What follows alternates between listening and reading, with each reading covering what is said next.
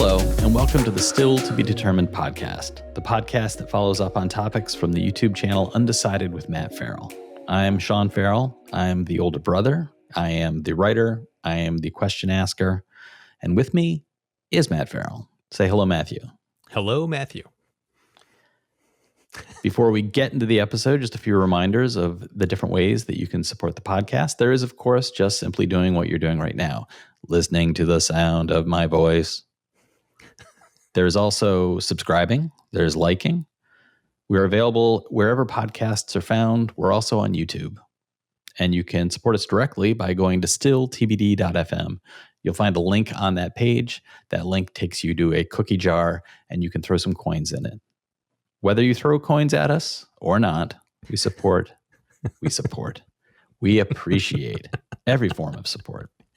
And please don't throw those coins too hard because they hurt. That's right. The welts, we know the welts are welts of love. And I really, Sean, I hope you can do the entire podcast in that voice you just did a little while ago. Of the robot Homer Simpson? Yes. This is the sound of my voice. As usual, before we get into the newest episode, we'll share some comments on our latest episode. We are going to skip the comments on the latest episode. Why, you're asking? Well, for our regular listeners, you may remember that last week you didn't actually hear the sound of my voice. That's because we suffered catastrophic technical issues. Yes. You may be wondering, what counts as a catastrophic technical issue? Well, the fact that my computer stopped talking to my microphone was the catastrophic technical issue.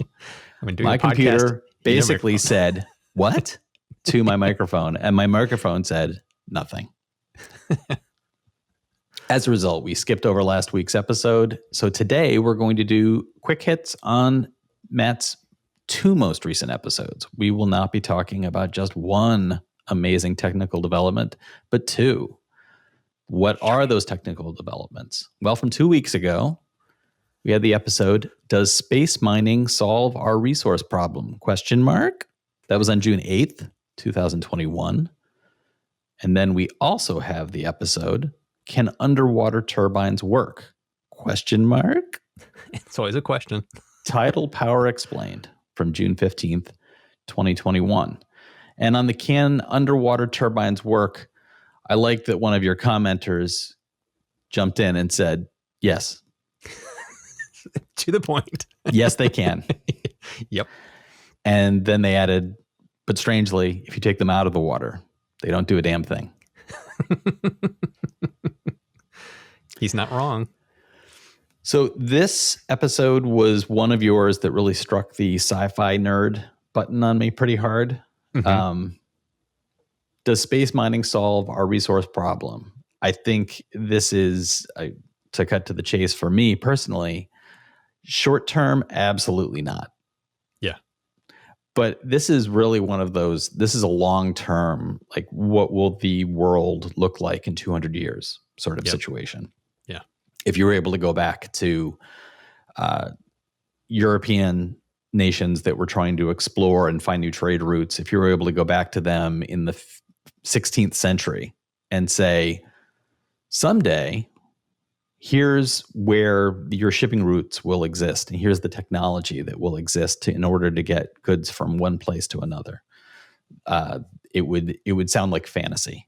And I think that this technology, as you've laid it out at the very early infant stage of there's these giant space rocks floating around, can we even land something on them?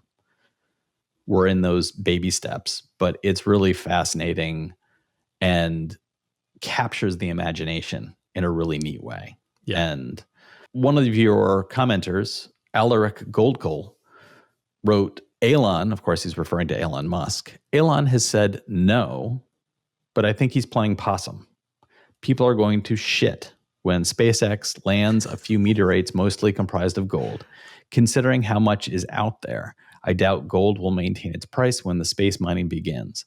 There is so much of it out there. Raises an interesting question. Do you think that the use of gold, as opposed to the value that is given to gold, will override whether or not it is brought back in large quantities. In short, do you think that somebody will say, yes, if we bring it back in large quantities, the overall value of gold will drop, but we need it so desperately for our tech? Yeah. Because it's used in things, it's used in computers. It's used in, there's technical things that are done with it. It's not just a valuable material. Yeah, we need things like platinum. We need gold. We need this stuff to use. Right now, no. We have plenty on Earth at the moment. So like if you went out and did this in the next 10 years, it's not going to make a lick of sense. You're not going to make your money back. It's going to devalue what it's actually worth. There's going to be a point at which our needs for this stuff, like you point out, I think it's 50, 100 years from now that this is going to make the most sense. And in response to some of these comments I saw, it's more about, to me, where it makes the most sense is we're planning on doing space exploration, going out to Mars and things like that. Space mining for that type of thing makes complete sense because you don't have to haul stuff from the Earth's surface to space to then send it over to Mars or vice versa. It's like you're mining the stuff where you're using it. You're creating the fuel that you're going to use to rocket to Mars in space on the moon. That's where space mining today makes the most sense. But use it to mine and bring it back to Earth makes little sense. And the Elon Musk SpaceX mining, and there was a ton of comments about the Starship being able to do this stuff.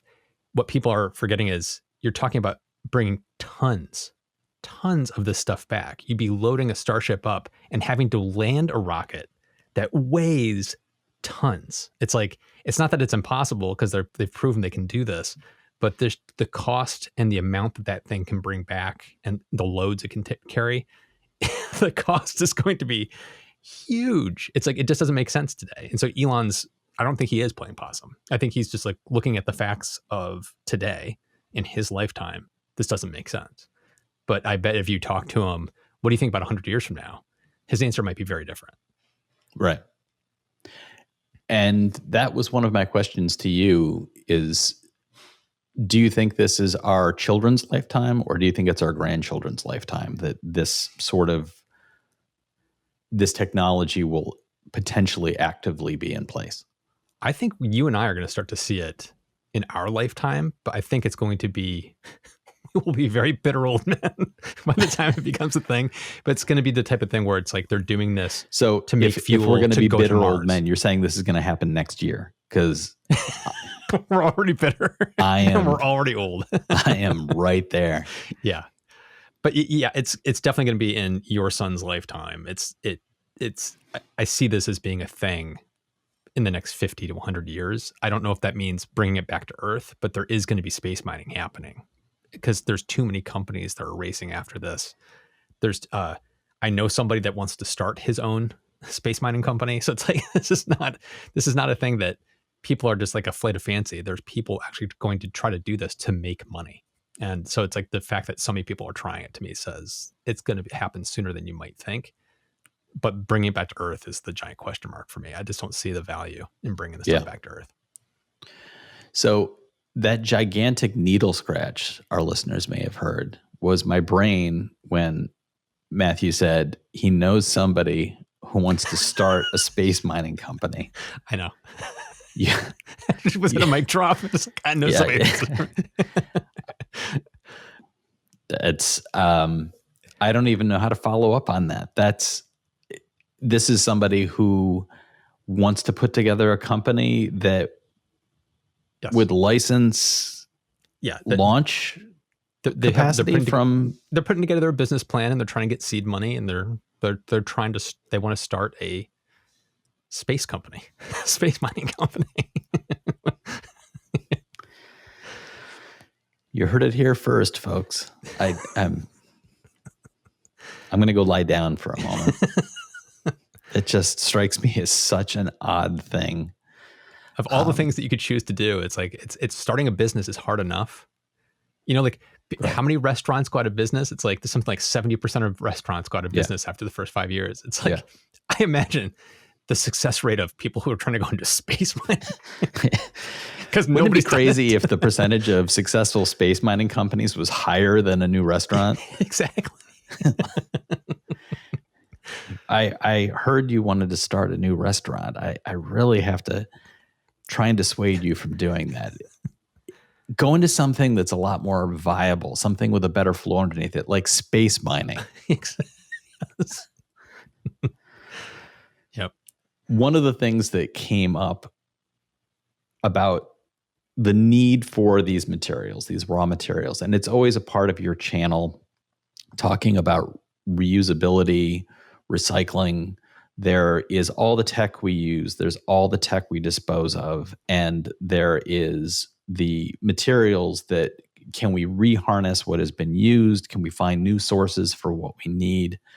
And I was not alone in thinking this. There were a number of commenters who raised the same issue that I'm about to, which is how do those issues conflict with the right to repair? And this is not something that I've heard you talk about on your channel. But one of the biggest issues is that so much of our technology is basically built to become obsolete. You buy a new phone, and it is strongly encouraged that you would not just keep repairing that phone, but that at a certain point you will just get rid of that phone and get a new one. Same with things like laptops and televisions, and the list goes on with new products like electric vehicles. The question of, well, the electric vehicle itself is so embedded with the things that make the electric vehicle work that at a certain point you no longer have the ability to go in and say, like, oh, this part of this vehicle needs to be repaired, replaced. Instead, it's just, well, you just need a new vehicle. And how do you see that conflict? How do you see that conflict between the right to repair and the access to these materials, and how there is well, we can't just put these in landfill. Well, then let me fix it. Right. This probably deserves its own video. It's a complicated topic because a lot of these technologies, like specifically, like if you're talking about your phone, it's not that it's being designed and built in a way to deliberately make it obsolete at a certain point. It's being designed and built in a way because we as consumers want it this way. We want something super thin and lightweight, something that has a charge that lasts a long time. And the way they have to build them to make them as cost efficient and as cheap as possible, they create these crazy integrated systems where it's like, if you want to replace the screen, you're actually replacing more than just the screen because all this stuff is glued together in a way to make it super cheap and affordable to manufacture. So it's like, it's kind of a double-edged sword. We want cheap stuff, but we want to be able to repair it. And it's like those two things don't always go hand in hand. But as far as right to repair, I fully believe in that. It's like the problem I have is where it's like Apple or Tesla, they don't allow you to take your device to Billy Bob's repair shop. Right. It's like, that's where it's like, that to me is where it's like, no, it's like, I shouldn't have to take it to Tesla. I shouldn't have to take it to Apple. If I have a 6-year-old phone that I think still has a couple years left, I should be able to take it where I want to get the screen replaced or the battery replaced and just pay this little repair shop to do the work for me. That to me is where I think right to repair kind of steps in. But for recyclability, because like phones are being built like this and cars are being built like this, I think there's it's not necessarily a right to repair. It's more of a companies that build the thing should be responsible for disposing of that thing. Because right now companies can just pump out these devices and these cars and these things, and then they can just forget about it. And it's up to the owners, us, to do something with it when it's at the end of life. And it's like being able to, if a company has to dispose of that thing that they built, suddenly you're going to find them recycling the hell out of this stuff because they want to get as much value out of it when they get it back. So it's like, there's so like platinum and gold and different materials that they can pull back out, the aluminum. It's like, there is value in these dead materials. And it's like, if companies took responsibility for what they're building, I think that's the key. Not necessarily right to repair. It's just more of a reuse as much as we can and get as much value back out of it as we can. And it doesn't matter who's doing it as long as we're doing it. Does that make sense? Yeah, I get what you're saying about right to repair versus rights of responsibility. Right. Yeah. Yes. I do agree with how you started your response to that. This feels like something that would make an interesting video for you to explore in depth. Yeah. Transitioning now to the second video that we were going to discuss about water turbines and do they work? The answer, as we've already mentioned, is yes. So thank you so much for listening, everybody. We'll talk to you next time. Now, this was a number of different water turbine setups. You've talked about water turbines previously. Mm-hmm. And one of the things that you've mentioned in the other videos, just like in this one, is the impact on marine life from these technologies. And I'm wondering do you have any deeper information around what kind of impacts those are? Are we talking about, I don't want to sound flippant, but are we talking about just a bunch of fish being turned into chum post turbine? Or are we talking about things like impacting whale migration or seal migration? Are we talking about a very direct, like, oh, this is terrible for this specific place with these specific animals? It's a little bit of both. Yes, fish do die in some. It's just like birds dying in wind turbines. Depending on how it's designed, it's not like it's just spewing out fish guts, but like there is the possibility of it. A vortex of chum. Correct. Just yeah. But the vision of that is not very pretty. But the bigger thing is, like, when you're talking about like dams and things like that, it really affects migration patterns. It affects like fish spawning cycles where they swim upstream, but they can't because there's a dam there.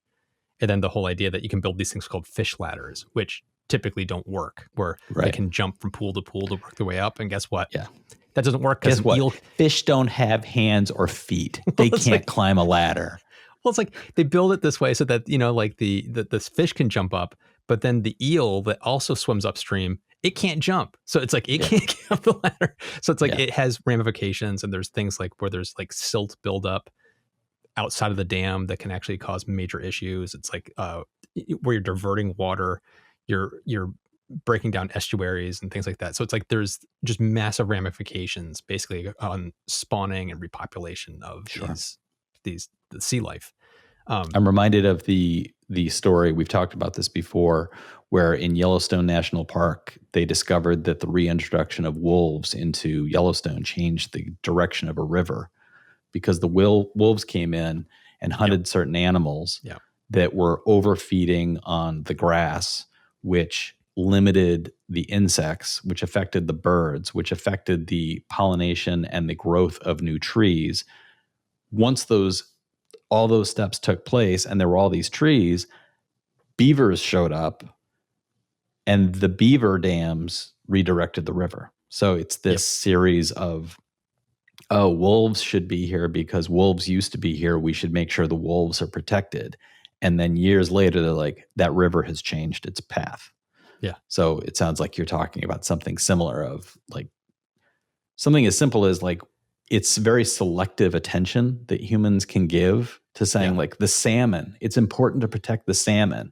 And meanwhile, there's a bunch of eels at the bottom of that thing saying like, well, God damn it. Exactly. It's a Just very complicated. Ugly doesn't mean we don't deserve attention. Yeah, the biosphere is very touchy. So it's like you make one little change and suddenly the ecosphere just like goes in a completely different direction. And so that's basically the bottom line of it. Right. One of the examples in the video was about the Faroe Islands, and Lemons 1989 was one of the commenters on this, who mentioned, cool, I was born in the Faroe Islands. I don't live there anymore, but I have been following their development of different green strategies for some time now.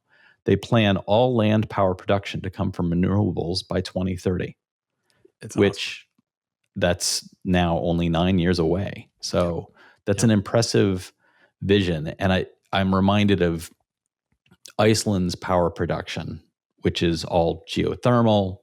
And it seems like there's a lot to learn from island communities where there is so much in isolation. You've got this bubble effectively to be able to say, well, what works? How does it work? How does it all feed in? You also have a limited population.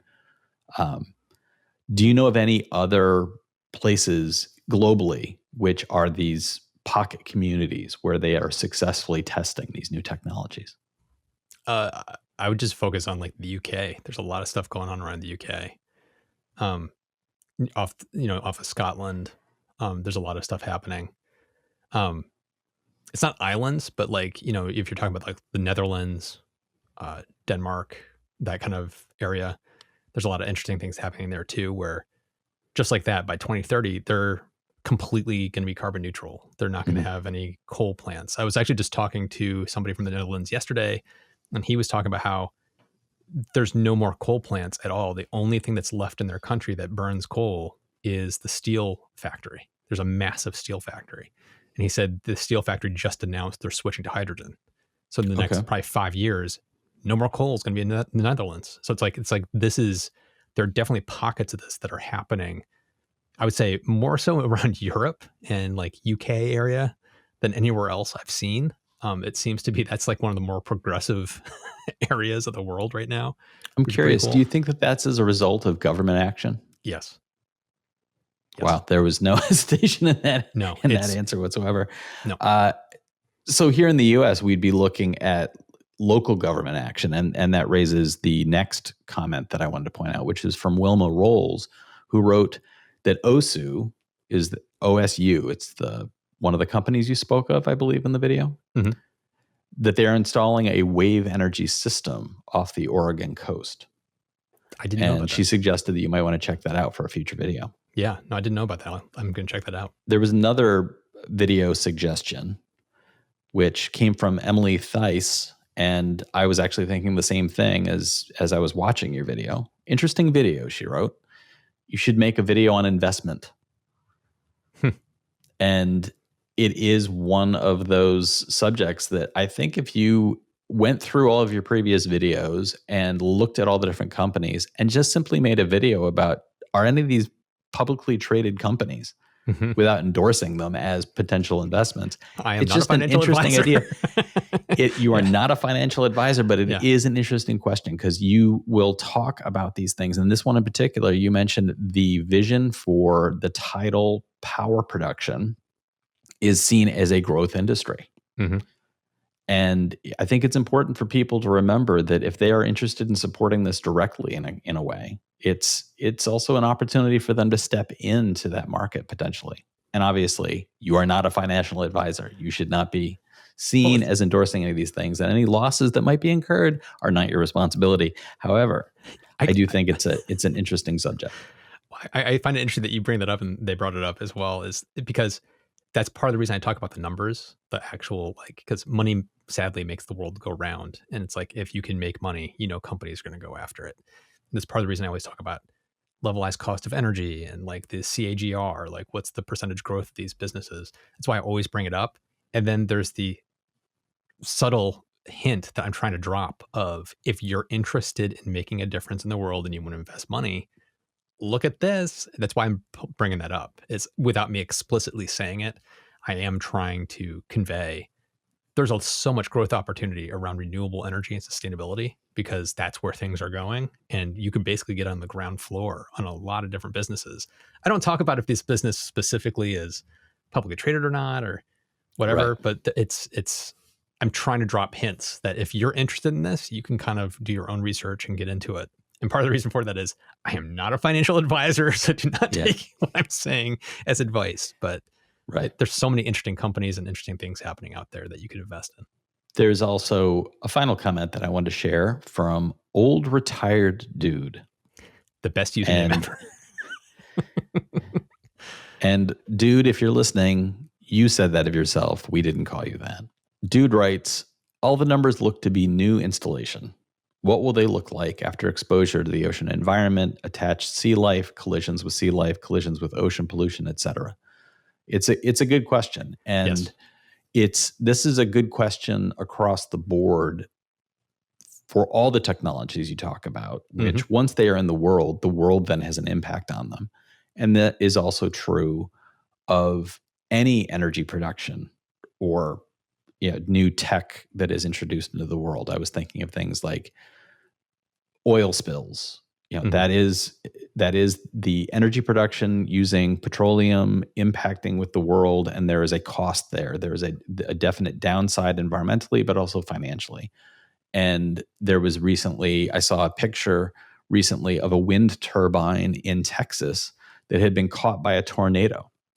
And the turbines looked like they had effectively been all lifted up into one single, almost like a flower, and then twisted around the body of the tower, destroying the turbines, obviously, and creating a moment where the company that owns that turbine is going to effectively have to replace probably the entire top. It looked like the entire device would just be destroyed by this. That is a real world experience. And the same thing can happen to solar panels. Matt, you've got solar panels on your roof. If something big enough falls from the sky, you're going to have a damaged solar panel. So the maintenance and cost experience of all of this is a good question. And when it comes to numbers, as far as, okay, installing these things, using these things, what does the lifetime of these look like? What does the lifetime of a underwater turbine? What's the expectation there? There's the one model that looked like a giant boat, which I really like the design of that thing. Kind of looked like a submarine that doesn't go underwater. It's got those gigantic turbines. Is that something that they're envisioning as running for 25 years, 50? Yeah. 15? That's the big question. It's like, because none of these have been around long enough to really know for sure. But numbers I was seeing on a lot of these different technologies were like 10 years, 15 years. Because as soon as you put something in the ocean, corrosion becomes a major thing you have to factor. So there's going to be a constant level of upkeep that has to be done to them. Right. But you also have to think about, like, how many ships do we have that are 30 years old that are still going just fine? You just have to scrape off the barnacles, clear off the thing. You have to rebuild parts of it a little bit, but it can still keep going. So it's like, I couldn't find anything definitive. When I talked about some of the numbers, and like there's the levelized cost of energy that some of these companies are claiming, they're factoring in maintenance costs and operations cost into it, which is the maintenance side of it. So if their numbers prove out to be true, we'll have to wait and see. But like, they may be a little rosy and optimistic, especially if the company themselves is coming up with those numbers. Some of the numbers I do pull are from third parties, but some of the companies I talked about here, they provided some of these estimates. So you kind of take it with a little bit of grain of salt.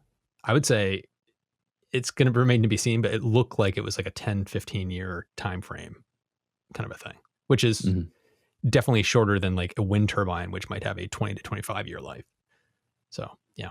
And of course, within that 15 year, let's say it is a 15-year lifespan, there will be continuing developments of new technology. You mentioned like oil fleets there are oil fleet ships that have been around for 5 decades. Exactly. And of course, one of the big concerns about some of those is they're the least safe. They do not include things like internal bladders that are as effective. And they are often the ships that when there is an accident, it is often one of the older ships. The newer ships very often are ones that are built in ways that can withstand some impact and wear and tear in a different way. So the early days that you're talking about 15 years from now, there may be a new generation that is not only learned from, but improved upon and will have a longer life. And it goes back to what you and I talked about just a little while ago, which is reuse and recycle. It's like when you decommission this thing, it's not like you're just dumping the whole thing into a trash bin. It's like you're tearing it apart, recycling the aluminum steel chassis and all that kind of stuff. So it's like there's ways that you can recycle this and put it into a new version of it. And it's when you look at it, it's still cheaper energy than, natural gas. So it's like it's kind of a win-win. It's better for the environment. It's cheaper than natural gas. Why not do it? So our listeners, you should let us know what you think. Do you think that these are technologies that you will see in common usage in your lifetime? Or is this something that your great-grandchild will say, great-grandma was such a silly woman. She used to think there would be such a thing as marine turbines that would work. Let us know what you think. You can find the contact info in the podcast description.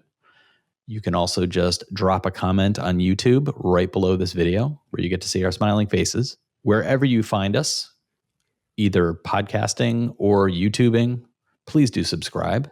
It really does help. We also have a way you can directly support the podcast. You can visit stilltbd.fm and you'll find the support the podcast link. And we appreciate whatever kind of support you're able to give. Please be sure to give us a rating, a review, and share us with your friends. All of that really does help the podcast. And the podcast helps the channel. The channel helps Matthew. And then Matthew refuses to accept the right to repair. We'll talk to you next time, everybody. Thanks for listening.